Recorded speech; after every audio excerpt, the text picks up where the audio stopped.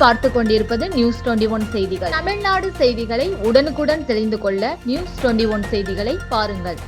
பழனி முருகன் கோவிலில் ரூபாய் 13 லட்சம் மதிப்பிலான 4 சக்கர வாகனம் கோவிலின் பணிகளுக்காக இணை ஆணையர் அவர்களிடம் ஒப்படைப்பு.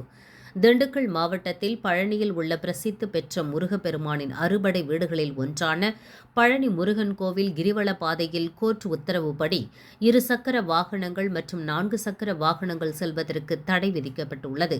இதனால் கோவில் நிர்வாகம் சார்பில் விஞ்ச் நிலையம், ரோப் கார், படிப்பாதை, வாகனங்கள் நிறுத்துமிடம் உள்ளிட்ட இடங்களுக்கு பக்தர்கள் எளிதாக சென்று வர கோவில் நிர்வாகம் சார்பில் இலவசமாக பேட்டரி கார்கள் இயக்கப்பட்டு வருகின்றன. அதன்படி தற்போது பழனி திருக்கோவில் பணிகளுக்கு ரூபாய் 12,40,581 ரூபாய் மதிப்புடைய டாடா 407 கோல்டு வாகனத்தை பெங்களூரைச் சேர்ந்த கோபாலகிருஷ்ணா கல்யாண ராம சுப்பிரமணியன் திருக்கோவிலுக்கு உபயமாக பாத விநாயகர் திருக்கோவிலில் 4 சக்கர வாகனத்துக்கு சிறப்பு பூஜைகள் செய்யப்பட்டு கோவிலின் பணிகளுக்காக இணை ஆணையர் மாரிமுத்து அவர்களிடம் ஒப்படைத்தனர்.